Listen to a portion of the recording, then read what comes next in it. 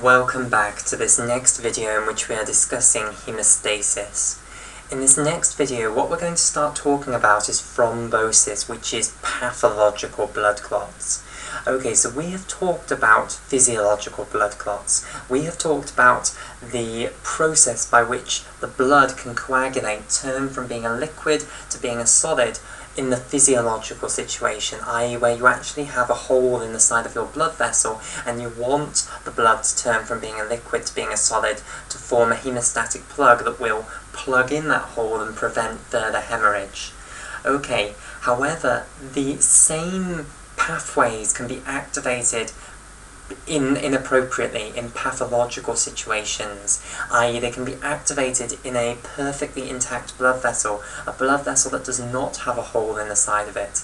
And when you form a blood clot in the middle of a perfectly intact blood vessel, that is called a pathological blood clot, and the process is known as thrombosis. Okay, so in this video what I want to do is give you a broad overview of what happens in thrombosis. Then I want to explain the reasons that it can happen.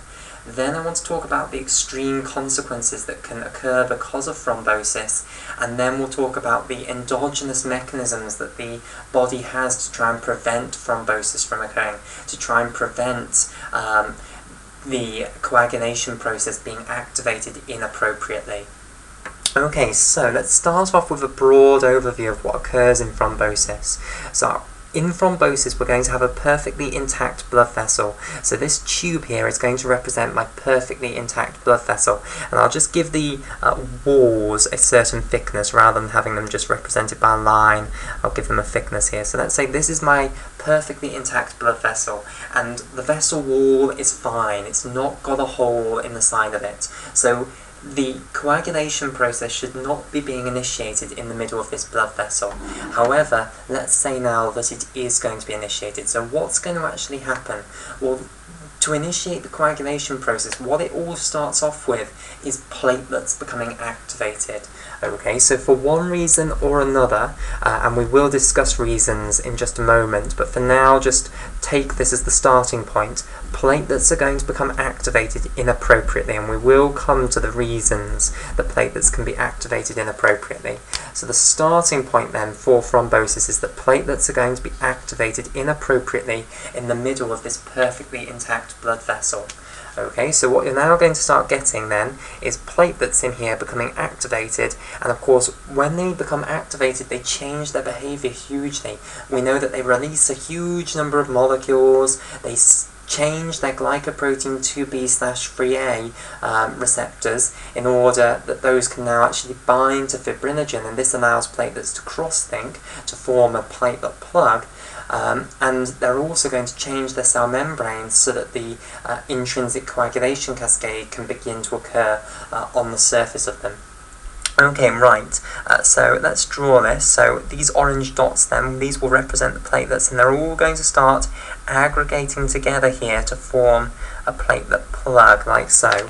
So once you've got platelet activation, then one of the key things that is now going to follow is that you're going to then get platelet aggregation. Okay, so you're going to start forming a platelet plug in the middle of this perfectly intact blood vessel. Okay, so that's platelet aggregation now. And of course, the other key thing that's now going to happen because the platelets have been activated is that their cell membranes have changed so that now the intrinsic coagulation cascade can be initiated. So Hageman factor, factor 12, will start to bind to the cell membranes of the activated platelets, and it will undergo auto-activation to 12A, and then the whole intrinsic cascade will begin. So what will also occur because of the platelet activation is that you will activate the intrinsic coagulation cascade, okay, and of course that will result in the production of a fibrin meshwork around and amongst the platelets. So you'll now get a fibrin meshwork that I'll put here, like so, and clearly now what we're going to have forming there is effectively a hemostatic plug, except that it's not plugging in a hole in the side of a blood vessel wall, it is instead plugging in the lumen of the blood vessel. So that is not good at all. Okay, so overall, this is now called a pathological blood clot, and this is the reason you shouldn't just say blood clot, that when you say blood clot, people don't know whether you mean a physiological blood clot in the hole in the side of a blood vessel, or a pathological blood clot in the middle of the lumen of the blood vessel. Okay, but another nice word for a pathological blood clot is to call it a thrombus.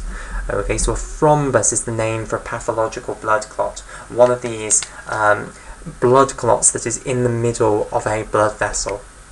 Okay, so thrombus or pathological blood clot, and that's the basic overview of what is happening. You start by activating platelets for some reason, and then platelet activation, after you've got that can then activate the intrinsic cascade, it will cause the platelets to aggregate together, and of course then you've got a viable, a strong blood clot forming, and that's a pathological blood clot, so we'll call it a thrombus. Okay, right. So, what I now want to talk about then is what are the potential reasons that this can actually occur? What is it that starts to activate these platelets? Well, here we should divide it up into two different cases, because the reason is generally different depending on which blood vessel you are in.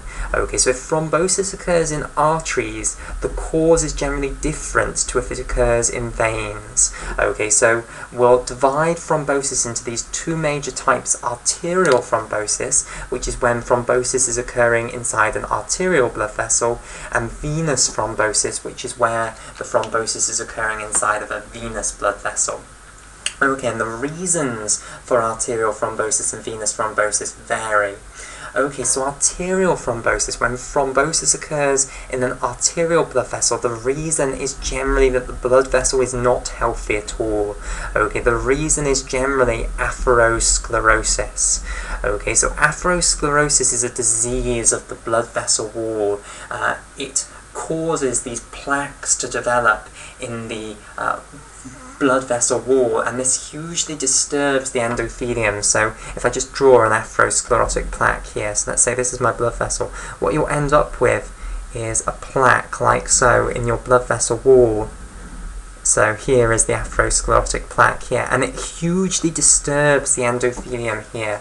Okay, so if you've got an atherosclerotic plaque in your blood vessel wall, then the endothelial cells on the surface of the atherosclerotic plaque will not be functioning normally, okay? And they often end up releasing molecules that then lead to platelet activation.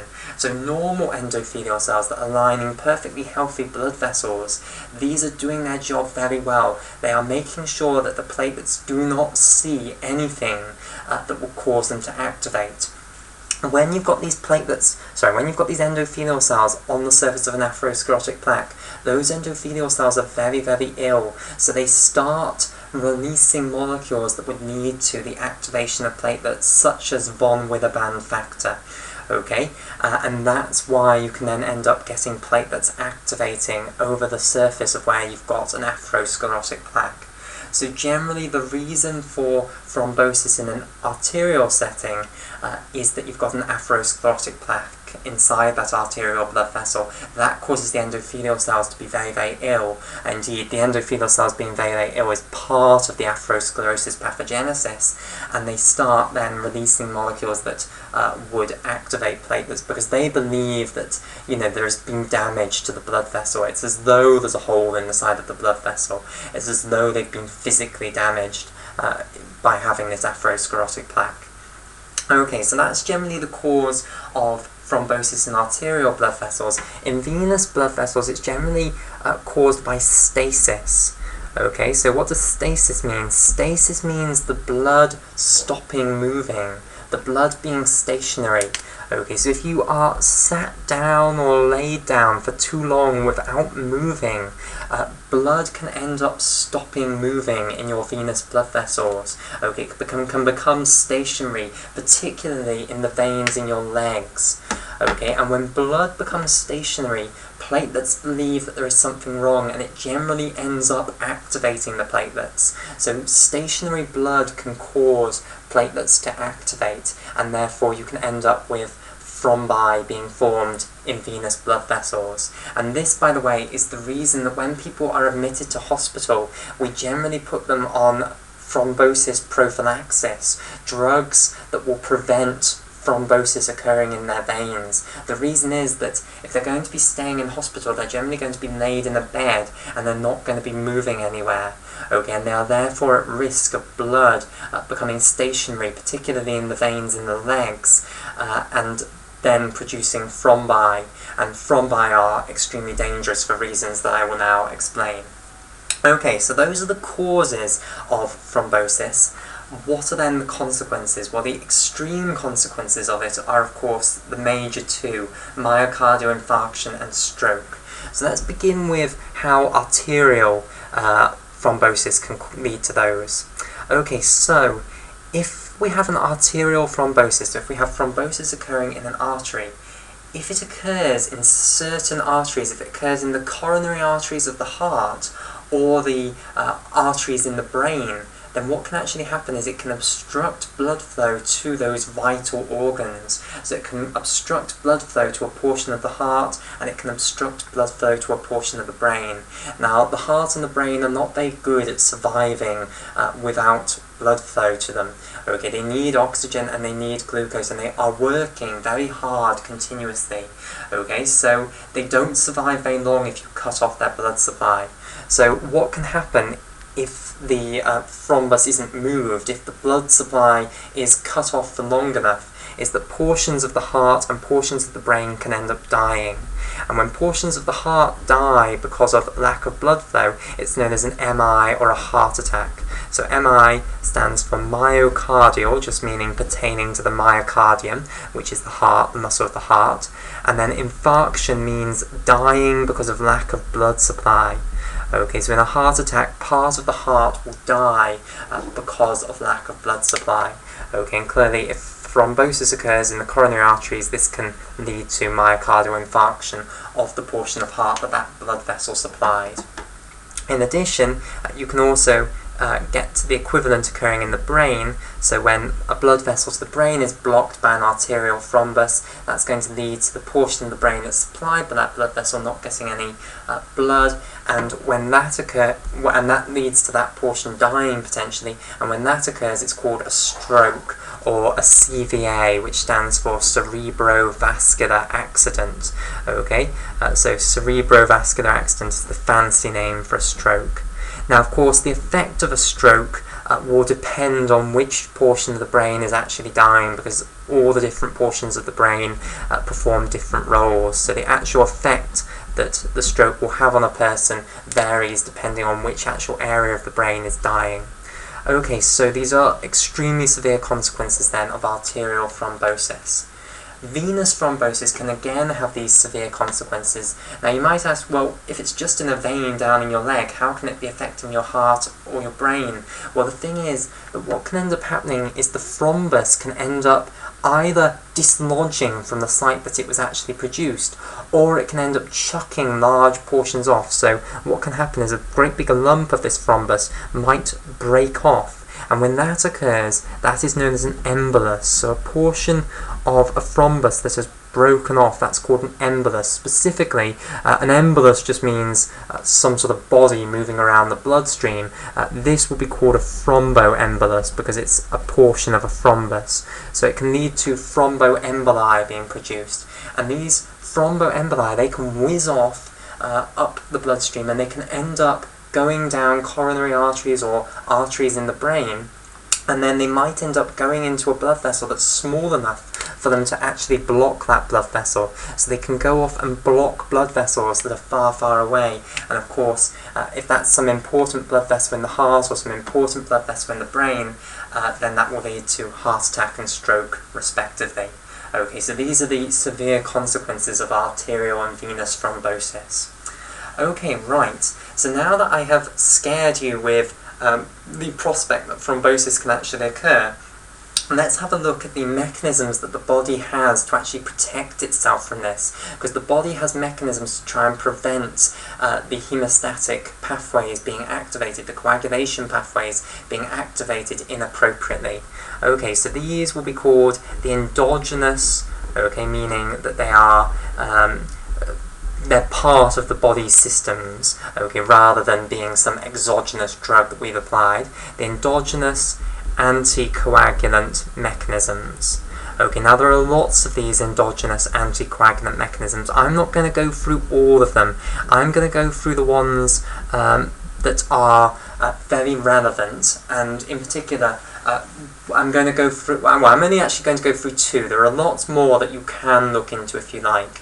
I'm going to go through one because it's very, very simple, and a second one because it's extremely important for understanding how some of the anticoagulant drugs work. Okay, but the two that I go through will get the main message across. As I say, you can go and learn about loads of different anticoagulant mechanisms that the body has built into it. Okay, I'm just going to tell you two that are particularly interesting here. Okay, right, so the endogenous anticoagulant mechanisms. So the first one that I want to talk about is that the endothelial cells play a huge role here. They continuously release a molecule called prostacyclin, which continuously acts on platelets and does the exact reverse of what most of the platelet receptors do. Okay, we've talked about lots of platelet receptors which activate platelets when they receive their ligand.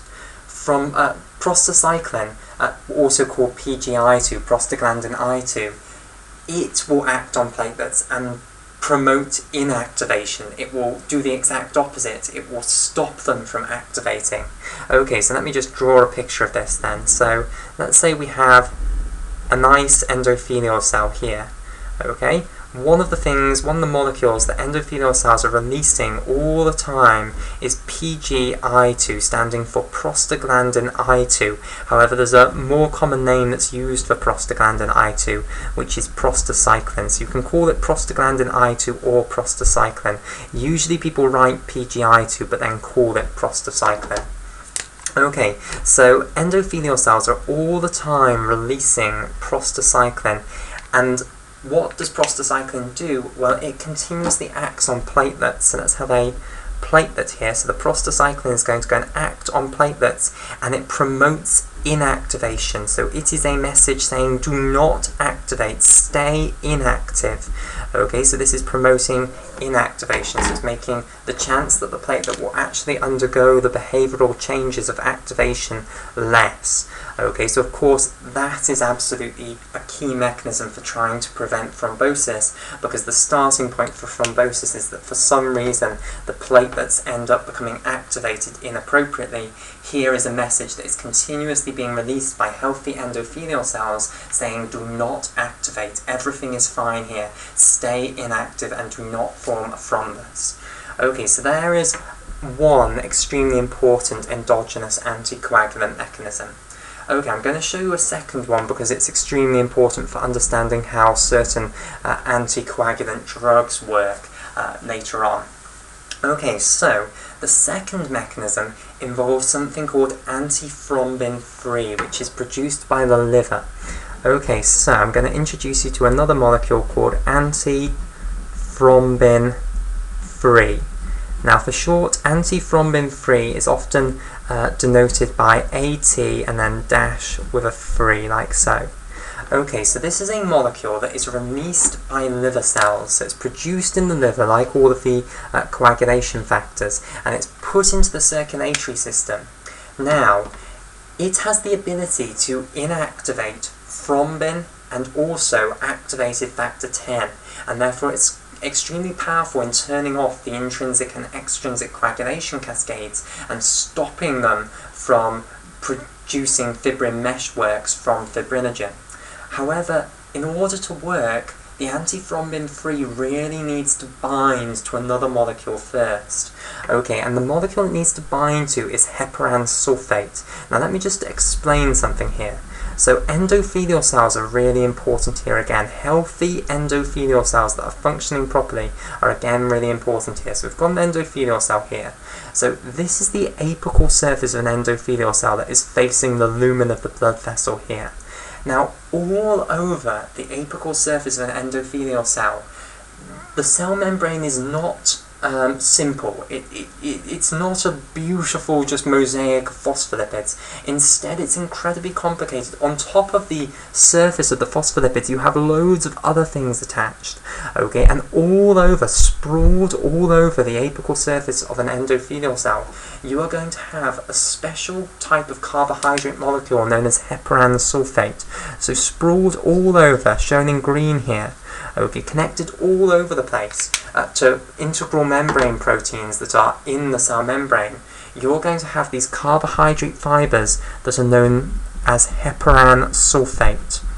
Okay, so I hope you understand what I mean by this, and I might actually just draw another picture. So let's now look from the top of the endothelial cell. So I'm going to now pretend I'm a little man standing in the lumen of the blood vessel, looking down at my endothelial cell, and now what it will look like is a sort of fried egg cell. Here's the nucleus here, okay, and here is the portion of the cytoplasm, the very thin portion of the endothelial cell sprawling out from the nucleus here. And basically all over the apical surface of the endothelial cell, which is what I'm looking at here, you will have carbohydrate fibers like so, which will be attached, as I say, to proteins that are integral membrane proteins on the surface of the endothelial cell. Okay, so you've got this spider's web of carbohydrate fibers all over the cell membrane of the endothelial cell, and some of these carbohydrate fibers are what are known as heparan sulfate fibers. Okay, so what ends up happening is the antithrombin 3 that is released and produced by the liver is going to end up binding onto the heparan sulfate. So I'll just draw this here. So let's say this is our antithrombin 3 molecule here in red. It binds to the heparan sulfate and therefore ends up being bound to the endothelial cells. So on the healthy endothelial cells, you're going to have your heparan sulfate spider's meshwork over the surface of the phospholipid bilayer of the cell membrane of the endothelial cell, and then on top of that you're going to attach antithrombin 3 molecules, and when the antithrombin 3 molecules have attached onto the heparan sulfate, they are now functional. And what they will do is, if they come into contact with either an activated thrombin molecule, so factor 2A, which remember is extremely important in the intrinsic and extrinsic cascade. This is the one that actually converts fibrinogen into fibrin monomers. Okay, so remember this is also called thrombin. Okay, or if they come into contact with factor 10A, activated Stewart factor, which remember is just one step up from thrombin. It's the one that binds with factor 5A along with calcium on the surface of activated platelets to convert prothrombin into thrombin. Okay, if it comes into contact with either of those, it will inactivate them. It will bind to these activated coagulation factors and then inactivate them permanently.